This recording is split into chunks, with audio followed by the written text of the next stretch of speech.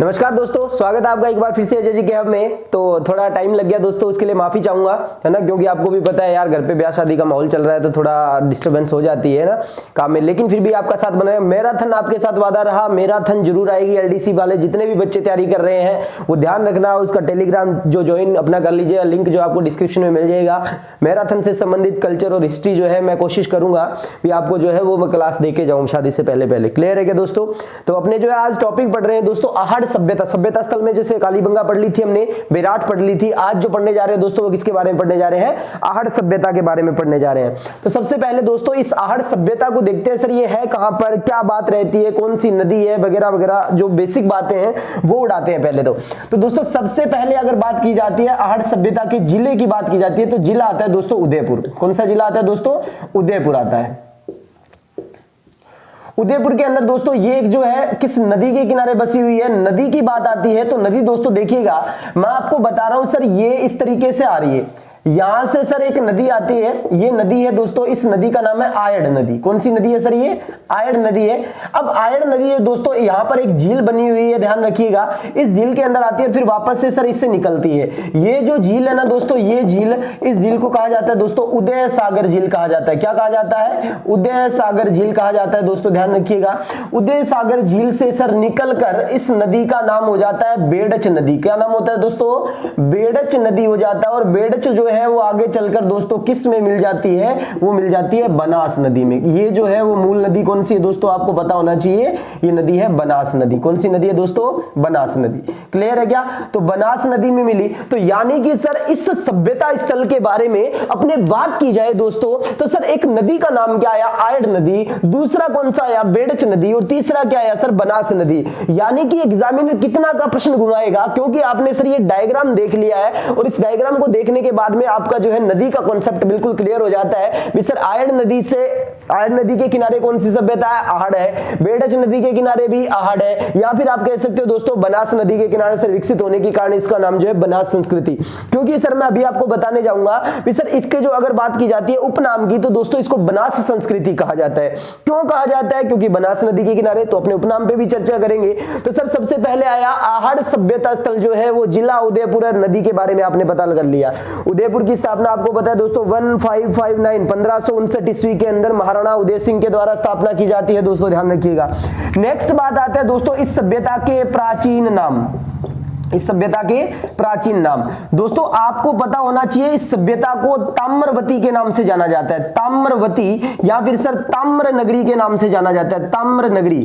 देखो ताम्रवती सभ्यता की जननी कहा जाता है गणेश्वर सभ्यता को, लेकिन ताम्रवती या ताम्र नगरी कहा जाता है दोस्तों आहड़ सभ्यता को। किसको कहा जाता है? आहड़ सभ्यता को। तो यहां तक बात क्लियर है। नेक्स्ट इसके बाद में दोस्तों इसे कहा जाता है सर आघाटपुर। आघाटपुर या सर इसे कहा जाता है आघाट दुर्ग। आघाट दुर्ग सर ये जो नाम लिया जाता है ये 10वीं शताब्दी में। कब सर? 10वीं शताब्दी में दोस्तों यहां पर जो दुर्ग है उस दुर्ग का नाम क्या था? आघाटपुर या आघाट दुर्ग था। इसीलिए दोस्तों इस सभ्यता स्थल को किस नाम से जाना जाता था 10वीं शताब्दी में? यहां पर इसको आघाटपुर या आघाट दुर्ग के नाम से जाना जाता था। अब नेक्स्ट बात आती है दोस्तों इससे संबंधित, सर इसे कहा जाता है सर धूलकोट। क्या सर? धूलकोट। धूलकोट दोस्तों इसका स्थानीय नाम है। तो स्थानीय नाम दोस्तों धूलकोट है। स्थानीय नाम क्या है सर? धूलकोट है। और सर इसे ही कह सकते हो रेत का टीला। क्या कह सकते हो दोस्तों? रेत का टीला। सबसे बड़ा उत्खनन हुआ धूलकोट का। सर्वप्रथम दोस्तों आहड़ सभ्यता का व्यापक उत्खनन किया गया, वो दोस्तों आर.सी. अग्रवाल, रतन चंद्र अग्रवाल के द्वारा धूलकोट का उत्खनन किया जाता है, जो कि आहड़ सभ्यता में व्यापक उत्खनन कहलाता है। लेकिन सर यहां पे अपने बात करें, बिल्कुल ऑथेंटिक बातें होगी सारी की सारी, ध्यान रखना। कोई भी लेवल के अंदर जो एग्जाम में आप पढ़ लेना सभ्यता स्थल दोस्तों बहुत ही क्लियरिटी से करवाऊंगा। तो प्राचीन नाम क्या हो गया? ताम्रवती या ताम्र नगरी हो गया, आघाटपुर हो गया, आघाट दुर्ग हो गया और धूलकोट हो गया दोस्तों, जिसे स्थानीय नाम मिल रहा है इसका। और सर इसे ही कहा जाता है सर बेसिक भाषा में रेत का टीला कहा जाता है। क्या कहा जाता है दोस्तों? रेत का टीला कहा जाता है। नेक्स्ट अपने विचार करते हैं दोस्तों इससे संबंधित उपनाम की बात करते हैं। किसकी बात करते हैं दोस्तों? उपनाम की। तो उपनाम दोस्तों क्या कहा जाता है? दोस्तों इसको कहा जाता है बनास संस्कृति। क्या कहा जाता है? बनास संस्कृति कहा जाता है। दोस्तों ध्यान रखिएगा, इसे क्या कहा जाता है? बनास संस्कृति कहा जाता है। और बनास संस्कृति की बात की जाती है दोस्तों, तो ये बनास संस्कृति किसने कहा? ये कहा जाता है दोस्तों, ध्यान रखिएगा, एच.डी. सांकलिया के द्वारा। एच.डी. सांकलिया जो है दोस्तों कौन है, कैसे है, यह भी विचार करेंगे। तो सर एच.डी. सांकलिया के अनुसार अगर आपसे पूछा जाए दोस्तों, बता देना है भी बनास संस्कृति या सर बनास नदी के किनारे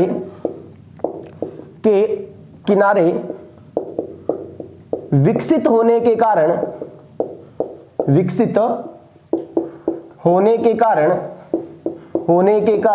सर इसको क्या कहा गया? बनास संस्कृति कहा गया। स्थानीय भाषा में क्या कहा जाता है? धूलकोट।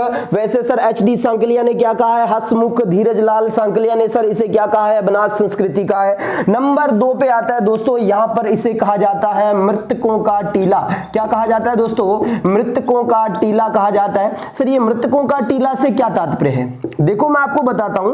मृतकों का टीला दोस्तों आहड़ सभ्यता को इसलिए कहा जाता है क्योंकि सर यहां पे जो है 40 फीट गहरा गड्ढा मिला है, जिसमें दोस्तों अपने कह सकते हैं ना लेयर जो है, एक लेयर फिर दूसरी लेयर फिर तीसरी फिर चौथी पांचवी और छठी और सातवीं और आठवीं, यानी कि सर 40 फीट गहरे जो है गड्ढे में 8 लेयर मिली है, जिससे यह अनुमान लगाया जा सकता है दोस्तों भी ये जो सभ्यता स्थल है वो 8 बार बसी और 8 बार उजड़ी, यानी कि सर कहा जाता है भी मृतकों का टीला इस आधार पे भी यह सभ्यता स्थल, या कह सकते हो इस सभ्यता स्थल के, लाइन ऐसे सही बनेगी, इस सभ्यता स्थल के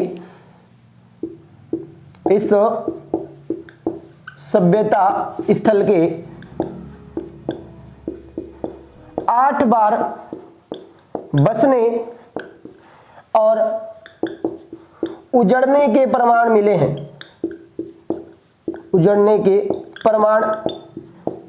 हैं। इस आधार पर दोस्तों इसे क्या कहा जाता है? मृतकों का टीला कहा जाता है दोस्तों। तो आहड़ सभ्यता के बारे में स्टार्टिंग में हमने बात की दोस्तों, जिला कौन सा है? उदयपुर। नदी कौन सी है? आयड़ है, बेडच है, बनास है। प्राचीन नाम जो है ताम्रवती या ताम्र नगरी, लेकिन ताम्र नगरी की जननी या कहा जाता है दोस्तों सभ्यताओं की जननी गणेश्वर सभ्यता को कहा जाता है। अघाटपुर या अघाटदुर्ग दोस्तों 10वीं शताब्दी में कहा जाता था। धूलकोट दोस्तों इसका स्थानीय भाषा में नाम है सर रेत का टीला। नेक्स्ट सर इसे बनास संस्कृति उपनाम दिया गया था एच.डी. सांकलिया के द्वारा, जो दोस्तों पुणे विश्वविद्यालय के प्रोफेसर थे, जो जिनका नाम था एच.डी. सांकलिया। भारत सरकार ने दोस्तों इन्हें उत्खनन के लिए भेजा था। नेक्स्ट सर यहां पर बात करते हैं बनास नदी के किनारे विकसित होने के कारण इन्होंने नाम क्या दिया? बनास संस्कृति। इसे ही कहा जाता है दोस्तों मृतकों का टीला। इस सभ्यता स्थल के 8 बार बसने और 8 बार उजड़ने के साक्ष्य मिलने के कारण दोस्तों इसे क्या कहा गया? मृतकों का टीला कहा गया। तो यहां तक डंडन कीजिए सभी और स्क्रीनशॉट लीजिए फटाफट से, फटाफट स्क्रीनशॉट लीजिए दोस्तों। नेक्स्ट अपने बात करते हैं दोस्तों कार्बन डेटिंग पद्धति के अनुसार, आपको भी पता है कार्बन डेटिंग पद्धति जो होती है उसके अकॉर्डिंग दोस्तों इनका काल बताया जाता है। दोस्तों एक जो काल है वो 2100 बीसी से लेके 1500 बीसी तक बताया जाता है, लेकिन 1900 बीसी से लेकर 1200 बीसी तक सर इसका जो काल बताते हैं गोपीनाथ शर्मा। क्लियर है क्या? तो अगर इसके एरा की बात की जाती है दोस्तों, तो सर काल कितना बताया जा रहा है? 2100 बीसी, यानी कि सर बिफोर क्राइस्ट, ईसा पूर्व की बात की जा रही है सर दोस्तों 1500 बीसी तक जो है ये काल बताया जा रहा है। लेकिन आपको पूछा जाए गोपीनाथ शर्मा के अनुसार इसका काल कितना है, तो सर गोपीनाथ शर्मा के अनुसार इसका 1900 बीसी से लेके सर 1200 बीसी जो है वो काल बताया गया है। बीसी का मतलब होता है दोस्तों बिफोर क्राइस्ट, एडी को दोस्तों ईस्वी लिखते हैं एनन डोमिनी, है ना। तो सर एरा 2100 बीसी से लेके 1500 बीसी और गोपीनाथ शर्मा के अनुसार 1900 बीसी से लेके 1200 बीसी का काल जो है इसका बताया जाता है दोस्तों इस सभ्यता स्थल का। तो यहां तक स्क्रीनशॉट लीजिए सभी बच्चे, फिर नेक्स्ट आगे बढ़ते हैं दोस्तों, इसके उत्खनन के बारे में बात करते हैं अपने। क्लियर है क्या? तो एक बात और बता देता हूं दोस्तों, ये जो सभ्यता स्थल थी ये दोस्तों ग्रामीण सभ्यता स्थल थी। अगर आपको इसके बारे में दोस्तों पूछा जाता है विशेषता के बारे में, तो आप कह सकते हो दोस्तों जो ये सभ्यता स्थल है वो कैसी थी सर? ये ग्रामीण सभ्यता स्थल थी। जैसे कि आपने कालीबंगा सभ्यता स्थल पढ़ा था, नगरी सभ्यता स्थल पढ़ा था उसमें, लेकिन दोस्तों यहां पर आपको मिलेगा ये ग्रामीण सभ्यता, यानी कि गांवों के अनुसार दोस्तों यहां पर जो है पैटर्न बना हुआ था, ग्रामीण पैटर्न मिलता है, इसलिए इसको ग्रामीण सभ्यता बोलते हैं। मकान जो है वो टोटली दोस्तों यहां पर कच्ची ईंटों से निर्मित मिलेंगे, आयताकार श्रेणी के अंदर मकान मिलेंगे, वो मैं आपको विशेषताओं में बताऊंगा। तो यहां तक स्क्रीनशॉट लीजिए इसका फटाफट से।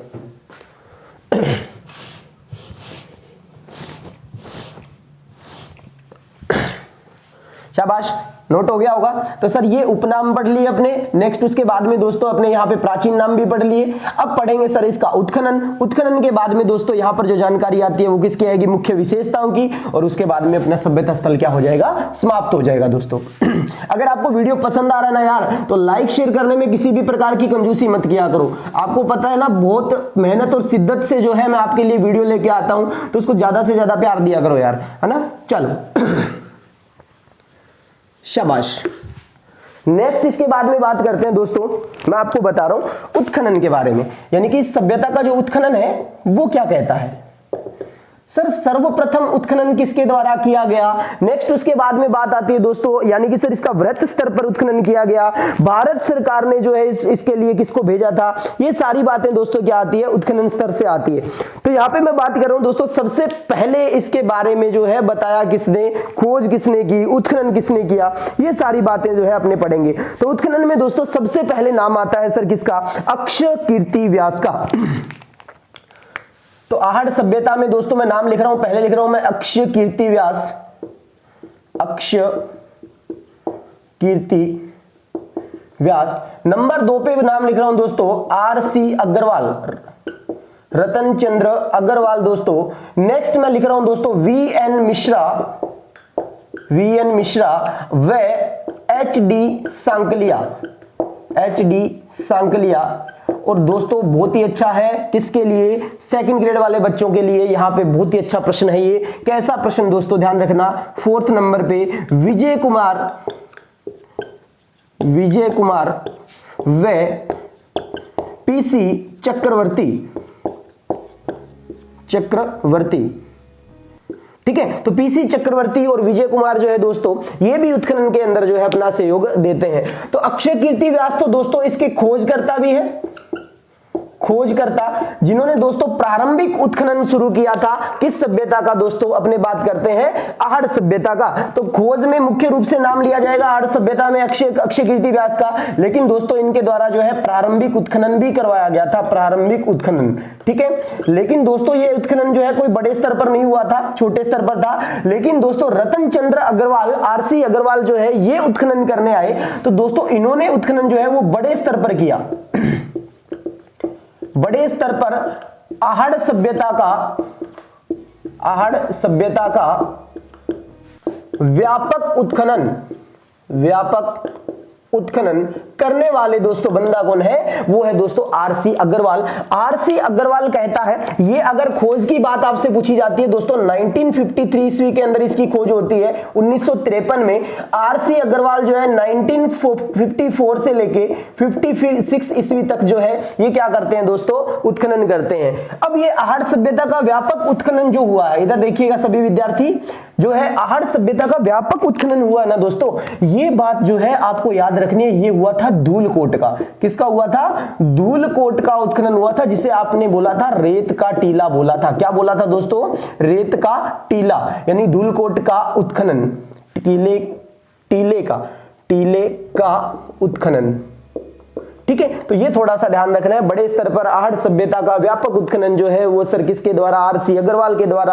आर.सी. अग्रवाल ने सर 1954 से लेकर 56 तक जो है उत्खनन किया। नंबर 3 पे दोस्तों ये बात आती है वी.एन. मिश्रा, वीरेंद्र नाथ मिश्र व हसमुख धीरज लाल सांकलिया। ये फुल फॉर्म भी लिख लीजिएगा इसके साथ। अब यहाँ पे बात कर रहे हैं दोस्तों एच.डी. सांकलिया और वी.एन. मिश्रा की।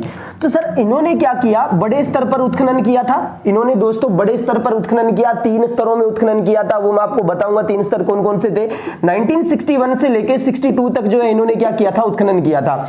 ये किया गया था दोस्तों इंडियन गवर्नमेंट के आधार पर, दोस्तों भारत सरकार द्वारा जो है इन्हें भेजा गया था, भारत सरकार द्वारा भेजा गया था। अब दोस्तों मैं आपको बताऊंगा हसमुख धीरज लाल सांकलिया, तो आप जो है इसको नोट करके लिख लीजिएगा, नोट लगा के ऊपर कॉलम में लिख लो, हसमुख धीरज लाल सांकलिया पूना विश्वविद्यालय के, किसके, पूना विश्वविद्यालय के प्रोफेसर थे, जिन्होंने दोस्तों क्या किया था, उत्खनन किया था किसका, सर आहड़ सभ्यता का, ठीक है। तो 1961-62 के अंदर भारत सरकार द्वारा सर इन्हें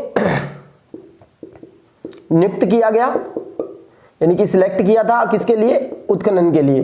ठीक है, अब सर इन्होंने उत्खनन किया, सर इन्होंने ही बताया था भी इस सभ्यता को बनास संस्कृति कह रहा हूं क्योंकि सर ये बनास नदी के किनारे क्या हुआ था, इसका विकास हुआ था, इसीलिए। अब आता है दोस्तों विजय कुमार में पीसी चक्रवर्ती के आधार पर। अरे दोस्तों यार ये प्रश्न तो है ना, मतलब अल्टीमेट है ये दोस्तों, राज्य सरकार जो है इसे नियुक्त करती है, राज्य सरकार द्वारा नियुक्त, किसके लिए, उत्खनन हेतु। किसके लिए दोस्तों, उत्खनन हेतु। तो ये बात आती है दोस्तों किसके, उत्खनन की। इसके सर अगर बात करते हैं सबसे पहले सर प्रारंभिक उत्खनन अक्षय कीर्ति व्यास यानी कि सर खोजकर्ता भी कहा जाता है प्रारंभिक उत्खनन। उसके बाद में सर बड़े स्तर पर आहड़ सभ्यता का व्यापक उत्खनन करने वाले आरसी अग्रवाल, रतन चंद्र अग्रवाल 1954 से लेकर 56 तक सर धूलकोट या रेत के टीले का क्या किया गया, उत्खनन किया गया। वीएन मिश्रा व एचडी सांकलिया दोस्तों पुणे विश्वविद्यालय के प्रोफेसर 1961-62 में भारत सरकार द्वारा इन्हें नियुक्त किया गया और इनके द्वारा दोस्तों बड़े स्तर पर क्या किया गया था, उत्खनन किया गया था। विजय कुमार व पीसी चक्रवर्ती को दोस्तों राज्य सरकार द्वारा क्या किया गया था, नियुक्त किया गया था। तो यहां तक सभी बच्चों को समझ में आया तो एक बार डंडन लिखिए और फटाफट से इसका स्क्रीनशॉट लीजिएगा। शाबाश भाई बंधुओं को सभी को यार, जिनको वीडियो पसंद आ रही है ना, लाइक शेयर करने में कोई प्रकार की कंजूसी मत कीजिएगा, है ना। एक एक बात जो है अपने अच्छे से पढ़ने वाले हैं आज। चलो अब बात आती है दोस्तों इस सभ्यता की विशेषताएं क्या क्या थी। सर बहुत ही अच्छा प्रश्न आने जा रहा है आपके सामने। तो दोस्तों उत्खनन में मैं आपको बताऊं, सबसे पहले उत्खनन में आपको एक बात और बताता हूं, गौर से सुनना, अच्छे तरीके से समझा रहा हूं। सर इसका जो उत्खनन हुआ था वो सर तीन बड़े स्तर पर हुआ था, तीन अलग अलग स्तरों पे सर, जैसे टीलों पे किया गया था। ठीक है, वो कैसे किया गया था मैं आपको बता, हसमुख धीरज लाल सांकलिया और आए थे ना ये यहाँ पे उत्खनन करने के लिए, तो इनके द्वारा दोस्तों तीन जो जगहों पर सर बड़े बड़े स्तर पर सर क्या किया गया था, उत्खनन किया गया था।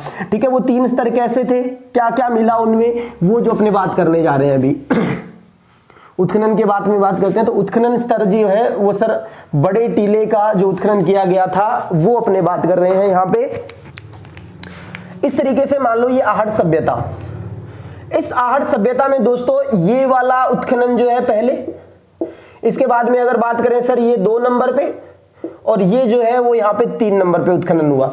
ठीक है, तो सर पहले नंबर, दूसरे नंबर और 3 नंबर पर सर ये उत्खनन जो हो रहा है अपने यहाँ पे बात की जाती है दोस्तों, देखिएगा। तो ये जो है सर प्रथम उत्खनन में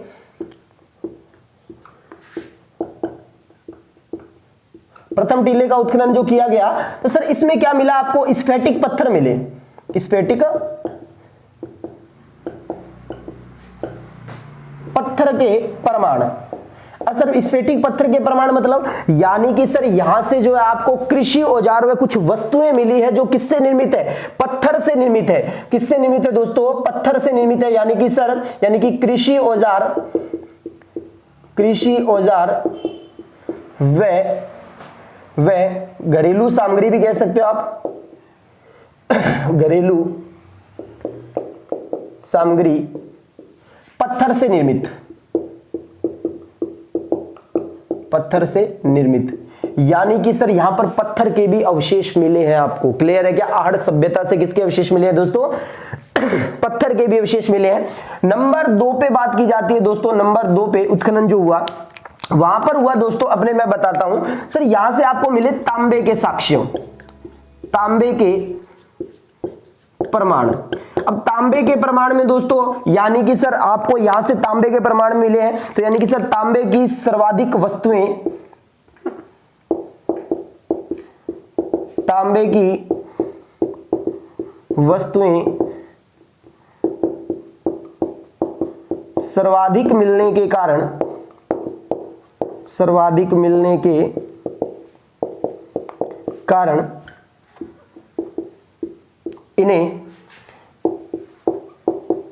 इसे, है ना, सेंटेंस सही नहीं बना, इसे ताम्रवती या ताम्र नगरी के नाम से जाना जाता है, के नाम से।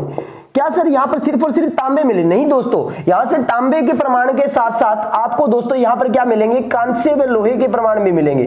कांस्य व लोहे के प्रमाण भी मिले हैं दोस्तों, किस सभ्यता स्थल से? सर इसी सभ्यता स्थल से, आहड़ सभ्यता स्थल से। ठीक है, तो तांबे के प्रमाण तो सेकंड से मिले, लेकिन सर उसके साथ कांस्य व सर नेक्स्ट कौन से प्रमाण मिल रहे हैं आपको? यहाँ पे मिल रहे हैं सर लोहे के भी प्रमाण मिल रहे हैं। और थर्ड जो आता है दोस्तों, इस उत्खनन में आपको मृत भांड मिले हैं। क्या मिले हैं दोस्तों? मृत भांड के प्रमाण। और मृत भांड के प्रमाण जो है दोस्तों, यानी कि सर क्या, मिट्टी से निर्मित बर्तन, मिट्टी से निर्मित बर्तन व सामग्री मिली है। क्लियर है क्या? तो मृद भांड जो मिले हैं दोस्तों थर्ड उत्खनन में, पहले में मिले सर आपको जो है स्फटिक पत्थरों के प्रमाण, दूसरे से मिले दोस्तों आपको तांबे के प्रमाण, और तीसरे से मिले दोस्तों मृद भांडों के प्रमाण। तो इस कदर दोस्तों यहाँ पर आहड़ सभ्यता में ये उत्खनन हुआ था। 3 स्तर पर दोस्तों ये उत्खनन जो है इस बार सर पहले में स्फटिक पत्थर, दूसरे में तांबे और तीसरे में सर मृद भांड मिले। तो इस तरीके से आप इसको नोट कर लीजिएगा दोस्तों। शाबाश, स्क्रीनशॉट लीजिए फटाफट से। नेक्स्ट आगे विशेषताओं पे चलते हैं अपने।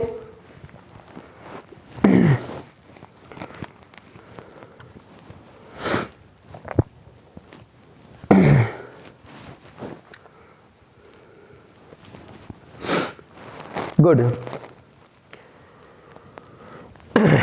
नेक्स्ट यहां पर बात करते हैं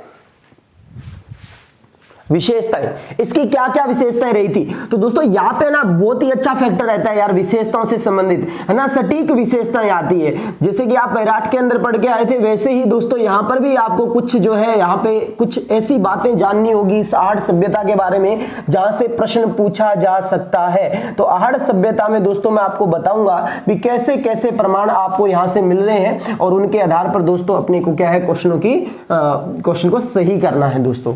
ठीक है, अब जो है विशेषता सुनेंगे अपने इस सभ्यता स्थल से संबंधित, क्या सुनेंगे? विशेषता सुनेंगे। चलो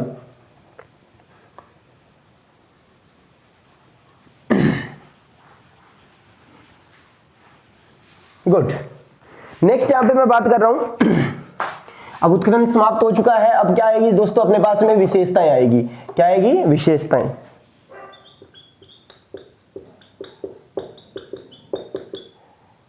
विशेषताएं, विशेषताओं में दोस्तों सबसे पहले मैं आपको बता देता हूं दोस्तों, यहां पर जो है अगर बात करते हैं अपने किसकी सर? पशुपालन की। तो बिल्कुल सर यहाँ पे पशुपालन जानते थे लोग, यहाँ के पशुपालन जानते थे, उसके साथ साथ सर क्या करते थे? खेती करते थे। यानी कि सर अपने कह सकते हैं सर क्या थी सर इनके पास में? कृषि करते थे, लेकिन वो भी कैसी सर? मिश्रित। दोस्तों पशुपालन के साथ में अगर खेती की जाती है तो उसको बोला जाता है मिश्रित कृषि। और यहाँ के लोग दोस्तों आहड़ सभ्यता के लोग जो है वो मिश्रित कृषि किया करते थे, जैसे कालीबंगा सभ्यता के लोग थे। अब खेती की बात आती है खेती की बात आती है तो दोस्तों यहां पर जो है संयुक्त फसल बोते थे। क्या? संयुक्त फसल बोते थे। जैसे कि कालीबंगा सभ्यता में दोहरे परकोटे के चारों तरफ जो है जुते हुए खेतों का प्रमाण मिला है, उसी प्रकार दोस्तों यहां पर भी संयुक्त फसल के साक्ष्य मिल रहे हैं। और संयुक्त फसल में अपने बात की जाती है दोस्तों जैसे कि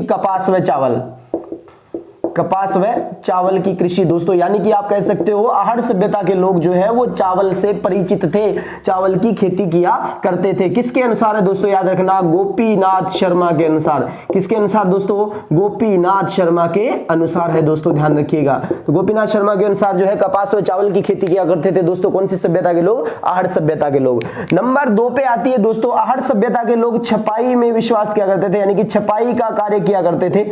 छपाई का कार्य करते थे दोस्तों, ध्यान रखिएगा। आहड़ प्रिंटिंग भी आपको पता है, इसीलिए तो है इस सभ्यता स्थल का नाम आहड़ सभ्यता में दोस्तों आहड़ जो है छपाई इसका नाम मिलता है दोस्तों, आहड़ छपाई।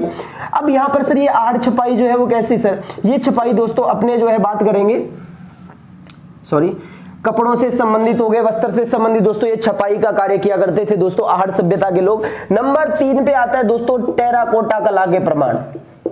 टेराकोटा कला के प्रमाण। तो टेराकोटा कला के प्रमाण सर टेरिकोटा या टेराकोटा क्या है आपको भी पता है, मोलेला गांव राजसमंद से संबंधित है। तो दोस्तों मेवाड़ में दोस्तों कौन सी सभ्यता? आहड़ सभ्यता। तो टेराकोटा जो है वो प्राचीन एक क्या है सर? एक ऐसी कला है जो सर किससे की जाती है? मिट्टी से निर्मित है। ये किससे कला है सर? ये मिट्टी से संबंधित है। तो सर ये मिट्टी से संबंधित कला सर टेराकोटा, इससे यहाँ पर क्या मिले? तो दोस्तों इससे संबंधित दोस्तों यहाँ पर एक क्या है? मिट्टी से निर्मित बैल मिला है, बैल की मूर्ति मिली है यहां से बैल की मूर्ति यानी कि सर ऑक्स स्टैचू मिला है, ठीक है ना। तो बैल की एक मूर्ति मिली है दोस्तों। इस बैल की मूर्ति को इतिहासकारों ने बनासियन बुल की संज्ञा दी है। बनासियन बुल की संज्ञा दोस्तों ध्यान रखिएगा। तो बनासियन बुल की संज्ञा जो है वो किसके द्वारा दी गई है, दी है वो किसने दी है दोस्तों, ध्यान रखिएगा, वो सर इतिहासकारों द्वारा दी गई है इस बैल की मूर्ति को, जो कौन सी कला से निर्मित है, टेराकोटा कला से। नंबर 4 पे आता है दोस्तों, यहां पर नंबर 4 पे क्या आता है, बिना हत्थे का जलपात्र। एक बिना हैंडल समझते हो, हत्ता हैंडल है ना, तो हत्थे का जलपात्र। तो बिना हत्थे का एक जलपात्र मिला है दोस्तों। और ये बिना हत्थे का एक जलपात्र जो मिला है आपको, ये दोस्तों आपके लिए एक बहुत अच्छा प्रश्न है भी, कौन सी सभ्यता का संबंध जो है वो ईरान से रहा। यानी कि सर ऐसा एक जलपात्र है जिसका संबंध दोस्तों किससे रहा है, ईरान से रहा है। और ईरान से सर यानी कि कह सकते हो बलूचिस्तान से भी, किससे दोस्तों, ईरान या बलूचिस्तान से संबंधित कौन सी सभ्यता स्थल में प्रमाण आपको प्राप्त हुए हैं, तो वो याद रखना दोस्तों, आपको आहड़ सभ्यता स्थल से प्राप्त हुए हैं। यानी कि बिना हत्थे के जलपात्र ईरान या बलूचिस्तान के साथ दोस्तों आहड़ सभ्यता के संबंध दर्शाता है। टेराकोटा कला के प्रमाण दोस्तों यानी कि मिट्टी से निर्मित एक बैल की मूर्ति प्राप्त हुई है जिसे बनासियन बुल की संज्ञा दी गई। पशुपालन, खेती एक साथ यानी कि मिश्रित कृषि, संयुक्त फसल बोते कपास व चावल, जो गोपीनाथ शर्मा गंसार, और छपाई का कार्य भी करते थे सर आहड़ सभ्यता के लोग। तो एक बार इसका स्क्रीनशॉट लीजिए। नेक्स्ट आगे बढ़ते हैं।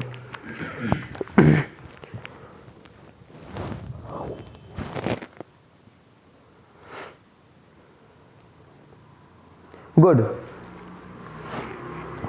नेक्स्ट इसके बाद में बात करते हैं दोस्तों अगली विशेषता नंबर 6 पे क्या बात आती है, गौर से सुनिएगा, शाबाश। तो बहुत ही अच्छे तरीके से सभी बच्चे नोट्स बनाते रहे, साथ साथ इनसे बाहर कुछ नहीं पूछा जाएगा। एक बार फिर से जो है मैराथन क्लासेस की मैं बार बोल रहा हूं, तो मैं आपके लिए जरूर लेके आऊंगा। कोशिश मेरी यही रहती है दोस्तों, ध्यान रखिएगा, ताकि मैं आपके साथ जो है आपकी कामयाबी में आपका हिस्सा बन सकूं, है ना। गुड। नेक्स्ट नंबर 5 नंबर पे बात करते हैं दोस्तों। तो ये क्या है सर, यहां पे बात आती है सर अपने कह सकते हैं सर यहाँ के लोग जो है वो संयुक्त परिवार में रहते थे। कैसे परिवार में, संयुक्त परिवार था इनका, एक सर मिलजुल कर रहा करते थे। संयुक्त परिवार से मतलब सर आप कह सकते हो एक मकान में एक से अधिक चूल्हे, यानी कि सर 3 या 6 चूल्हे। अब 3 या 6 चूल्हे के दोस्तों आपको क्या है, एक मकान में क्या मिलेंगे, 3 या 6 चूल्हे मिलेंगे। दोस्तों ध्यान रखिएगा। तो सर अपने एक ही अंदाज में बात पता लगा सकते हैं कि कोई भी परिवार है उसके अंदर इतने अंदर जो घर में चूल्हे हैं, तो आप कह सकते हो सर वहां पे रहने वाले कैंडिडेट जो है वो क्या होंगे सर, ज्यादा होंगे, जनसंख्या क्या होगी वहां की, ज्यादा होगी। लेकिन दोस्तों यहां पर एक ऐसा चूल्हा भी मिला है, एक चूल्हे पर मानव हथेली की छाप मिली है। मानव हथेली की, हथेली पाम को बोलते हैं, तो मानव हथेली की छाप मिली है दोस्तों। तो मानव हथेली की छाप मिली है एक घर में दोस्तों, एक से अधिक चूल्हे मिले हैं, यानी कि संयुक्त परिवार की ओर संकेत कर रहा है दोस्तों। यहाँ के लोग जो है मिलजुल कर रहा करते थे, ग्रामीण परिवार हुआ करता था, एक अच्छी सोच का परिवार हुआ करता था दोस्तों। नेक्स्ट आगे बढ़ते हैं दोस्तों। यहाँ पे नंबर 6 पे जो पॉइंट आता है, वो आता है दोस्तों, ध्यान रखिएगा। यहाँ पे मेल छुड़ाने का, या कह सकते हो सर शरीर से मेल छुड़ाने का झावा मिला है। यानी कि दोस्तों क्या होता है, अपने जो है घरों में पैर वगैरह धोते हैं ना, अरे जो है ना मतलब पत्थर का बना होता है, यानी कि घिसते हैं, जिसके पैर घिसते हैं ना, मतलब पंजाबी में तो उसको कूचना बोलते हैं, जो भी XYZ यार, पत्थर का कुछ भी, बांडिया उसको नाम लिया जाता है। तो शरीर से मेल छुड़ाने का जो झावा मिला है दोस्तों, वो कौन सी सभ्यता स्थल से मिला है, आहड़ सभ्यता स्थल से मिला है। ठीक है, मतलब अब सोच रहे होंगे सर जी यानी कि यहाँ के लोग भी थोड़े स्टाइलिश थे क्या, अरे स्टाइलिश नहीं थे, मतलब सर यहाँ के लोग फ्री थे। यहाँ पे फ्री पे मतलब भी सर जिसको पैर जो है वो मतलब रगड़ने का टाइम मिल जाता है, घिसने का टाइम मिल जाता है, तो मतलब आप सोचो भी यार वो थोड़ा फ्री होगा बंदा ना, तभी मिल पाएगा। नंबर 7 पे बात कर रहे हैं दोस्तों, इस सभ्यता स्थल को यानी कि कह सकते हो आहड़ सभ्यता स्थल को आहड़ सभ्यता स्थल को काले व लाल मृद भांडों की सभ्यता कहा जाता है। तो काले व सर लाल मृद भांडों की सभ्यता कहा जाता है सर, इसके आधार पे क्या मतलब हुआ? अरे दोस्तों यहाँ पे क्या बने हैं, मिट्टी से निर्मित मृद भांड मिले आपको। ये जो मृद भांड मिले हैं ना आपको, ये मृद भांड जो मिल रहा है, इस मृद भांड के अंदर होगा काला रंग। अंदर कैसा होगा दोस्तों? ब्लैक कलर होगा, डार्क होगा, क्योंकि अंदर अंधेरा होता है, काला होता है। और बाहर दोस्तों यहाँ पर रेड कलर किया हुआ है। कैसा कलर किया हुआ है? रेड कलर किया गया है। इसीलिए दोस्तों इसके आधार पे क्या बोला गया, इसे लाल व काले जो है मृद भांडों की सभ्यता बुलाया गया है। नेक्स्ट 8 नंबर पे दोस्तों बहुत अच्छी पॉइंट आते हैं दोस्तों। यहां पर दोस्तों अनाज रखने का एक बड़ा पात्र मिला है, जिसे गोरे या कोठे कहा जाता है, जिसे गोरे या कोठे कहा गया है। बात समझ में आ गई क्या? तो गोरे या कोठे दोस्तों अनाज संग्रहण हेतु बड़ा पात्र दोस्तों कह सकते हो, एक बड़ा कमरा कह सकते हो, जिसमें अनाज संग्रह किया जाता है, अनाज को इकट्ठा किया जाता है, जिसको दोस्तों गोरे या कोठे कहा जाता है। तो गोरे कोठे किस सभ्यता से? आहड़ सभ्यता से। लाल व काले मृदभांड आहड़ सभ्यता से। संयुक्त परिवार के साक्ष्य आहड़ सभ्यता से। शरीर से मेल छुड़ाने का जावा आहड़ सभ्यता से। बिना हत्थे का सर दोस्तों जलपात्र आहड़ सभ्यता से। ऐसे प्रमाण दोस्तों आपको किससे मिल रहे हैं? आहड़ सभ्यता से मिल रहे हैं। फटाफट से स्क्रीनशॉट लीजिए, नेक्स्ट आगे बढ़ते हैं। शाबाश। अब नेक्स्ट यहां पर जो आती है,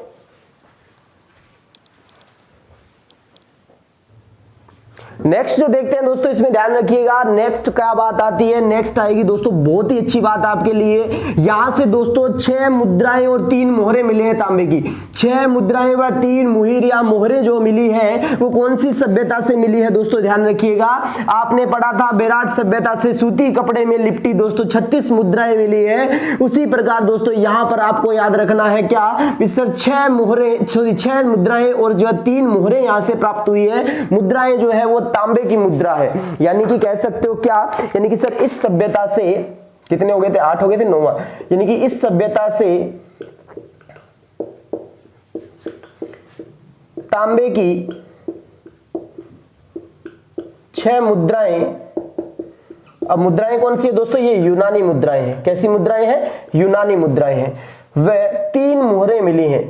3 मोहरें मिली है। अब दोस्तों यूनानी मुद्रा की बात की जाती है। यूनानी मुद्रा जो है ये रही यूनानी मुद्रा। अब ये यूनानी मुद्रा देखिएगा, ये इस तरीके से है, ठीक है, ये इस तरीके से सॉरी भाई, मैं पानी पी लेता हूं थोड़ा। हाँ जी, तो एक तरफ जो है दोस्तों यूनानी मुद्रा के इस तरीके से एक सीन ये हो रहा है, एक सीन दोस्तों यहां पे इस तरीके से इसका क्या होगा, ये भी होगा।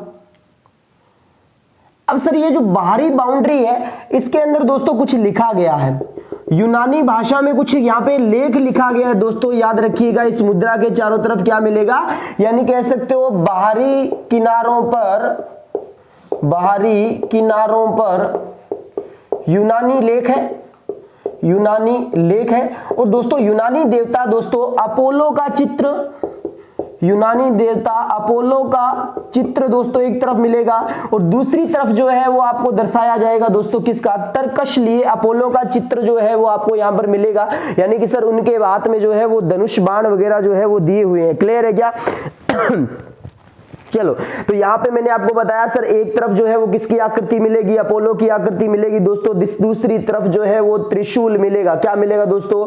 त्रिशूल मिलेगा, त्रिशूल। और सर दूसरी तरफ क्या है, अपोलो का चित्र। अपोलो का चित्र भी कैसा है दोस्तों मैं आपको बता देता हूं, यानी कि सर इनके जैसे इस तरीके से धनुष बाण लिए हुए हैं और पीछे तर्कश लगा हुआ, ऐसा चित्र आपने देखा भी होगा, नेट से सर्च करके देख लेना। अपोलो का चित्र जो है वो कौन सी मुद्रा से मिलता है, यूनानी मुद्रा से। कौन सी सभ्यता स्थल में मिलता है सर? आहड़ सभ्यता स्थल में मिलता है। नेक्स्ट नंबर 10 पे बात आती है दोस्तों, यहां के लोग आभूषण प्रिय थे। क्या थे दोस्तों? आभूषण प्रिय थे, यानी कि सर आभूषण को प्यार करते थे। मिट्टी के मोती बनाकर मोती बनाकर आभूषण पहना करते थे। क्या पहना करते थे? आभूषण पहना करते थे। ठीक है, तो मिट्टी के जो है मोती बनाकर दोस्तों आभूषण पहना करते थे। कौन पहना करते थे? सर आहड़ सभ्यता के लोग पहना करते थे। और याद रखना दोस्तों, मृतक व्यक्ति के साथ में आभूषण दफनाते थे। मृतक व्यक्ति के साथ आभूषण भी दफनाते थे। आभूषण व खाद्य सामग्री दफनाते थे। ठीक है, जैसे कि कालीबंगा सभ्यता में भी पढ़ा था आपने।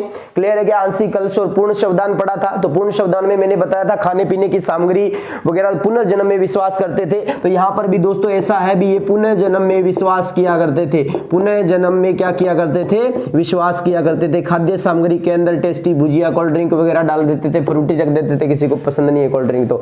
ठीक है, तो मृतक व्यक्ति के साथ आभूषण व खाद्य सामग्री दफनाते थे, पुनर्जन्म में विश्वास करते थे। इसीलिए दोस्तों आभूषण जो है वो मिट्टी से बनाते थे। यहाँ के लोग सर आभूषण प्रिय थे।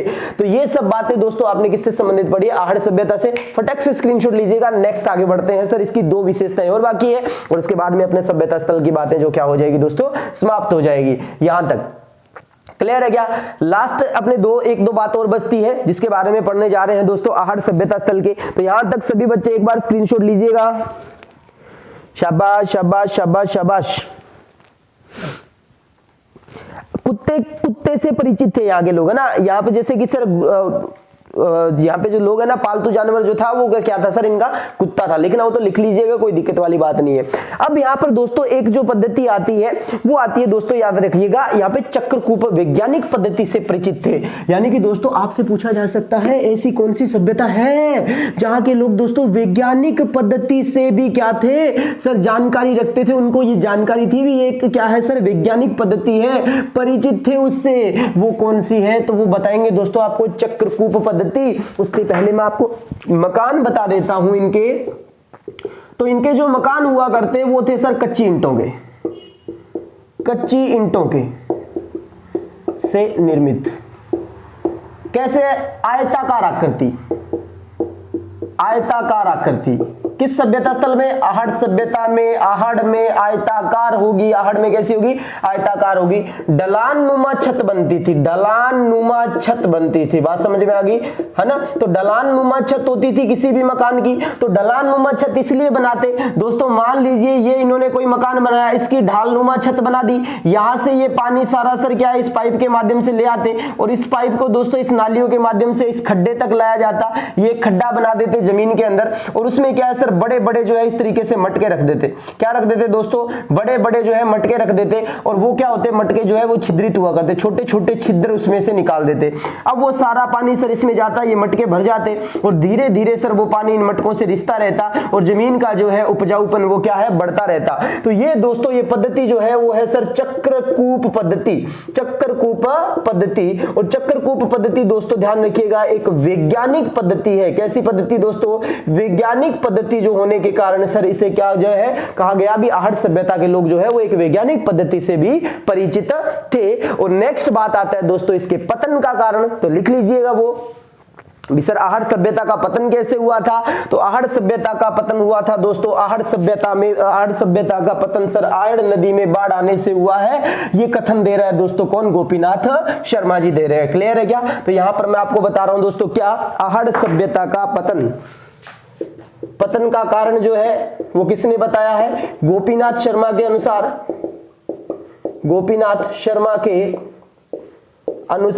किसने? गोपीनाथ शर्मा ने बताया। अभी सर कौन सी नदी में?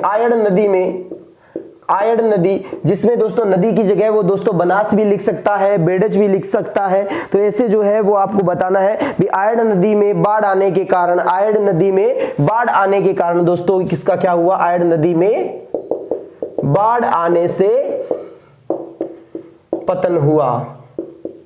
ये कौन लिख रहा है दोस्तों? गोपीनाथ शर्मा लिख रहे हैं। और इसी के साथ दोस्तों क्या होती है? सभ्यता स्थल की समाप्ति होती है। क्लियर है? तो आशा करता हूं दोस्तों मैंने बहुत ही अच्छे तरीके से, और कहीं पे भी आपको लगा भी हमारे पे लोड आ रहा है पढ़ने में, नहीं लगा, क्योंकि दोस्तों मैंने पॉइंट बना के लिख दिया आपको। एक एक पॉइंट को अच्छे से रीड करना, सभ्यता खत्म।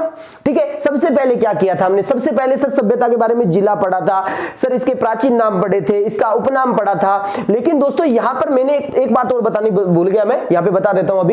एक सभ्यता स्थल में आपने कहा सर ताम्रवती, यानी कि सर यहां से तांबे के साक्ष्य सर्वाधिक मिलने के कारण क्या कहा गया? ताम्रवती कहा गया। लेकिन दोस्तों यहां पर एक बहुत ही अच्छी बात है, नोट करना, मैंने कहा भी तांबे के अवशेष सर्वाधिक मिलने के कारण इसे क्या कहा गया? ताम्रवती कहा गया। लेकिन यहां पे एक बात अभी और आपके सामने आने जा रही है कि सर तांबा गलाने की भट्टी, तांबा गलाने की भट्टी कहां से मिली है दोस्तों? ध्यान रखना, वो आहड़ सभ्यता से। तांबे के सर्वाधिक अवशेष राजस्थान में किस सभ्यता से? गणेश्वर, क्योंकि ताम्रवती सभ्यताओं की जननी कहलाती है दोस्तों वो। ठीक है, लेकिन दोस्तों तांबे गलाने की भट्टी आपको कहां से मिल रही है? वो याद रखिएगा, वो मिल रही है आपको आहड़ सभ्यता से। हालांकि तांबा ज्यादा कहां मिला है? गणेश्वर में मिला है। लेकिन दोस्तों तांबा गलाने की भट्टी आपको कहां पे मिल रही है? आहड़ सभ्यता में। बहुत ही अच्छा पॉइंट है, याद रखिएगा। नेक्स्ट मिलेंगे दोस्तों अपने एक नए टॉपिक के साथ में, अच्छे से शुरुआत करेंगे। कुछ बच्चे कमेंट लिखते रहते हैं सर कंटिन्यू जो है वो क्लास नहीं हो पाती है, किस तरीके से? तो आपको भी पता है यार, कंटिन्यू सुबह भी मेरी क्लासेस रहती है, कम से कम 8-9 घंटे वहां पे पढ़ाना, और उसके बाद में दोस्तों ब्याह शादी का प्रोग्राम जो चल रहा है उसके लिए घरेलू काम भी हो जाते हैं। तो मैं कोशिश तो करता हूं भी मैं हर रोज क्लास लेके आऊं, लेकिन मेरी कोशिश जो है वो क्या होती है भी जिम्मेवारियों के सामने थोड़ी सी क्या हो जाती है सर? स्लो हो जाती है। लेकिन मैं हार नहीं मानने वाला, आपके साथ खड़ा हूं, कोई प्रकार की टेंशन मत लीजिए। अच्छी अच्छी वीडियो आपके साथ लेके आता रहूंगा, शॉर्ट वीडियो, मैराथन क्लासेस के साथ भी बने रहेंगे। विश्वास जताए रखना दोस्तों, विश्वास नहीं टूटने दूंगा, ये मेरा वादा रहा। नेक्स्ट मिलते हैं एक नई वीडियो के साथ में। अभी तक जिस भाई बंधु ने भी लाइक शेयर और सब्सक्राइब नहीं किया यार कर लीजिएगा। वीडियो को ज्यादा से ज्यादा शेयर किया करो, लाइक किया करो और प्यार दिया करो दोस्तों। आपका साथ मेरी ताकत है, ये कभी मत भूलना। नेक्स्ट मिलते हैं एक नई वीडियो के साथ। आज के लिए बहुत बहुत धन्यवाद।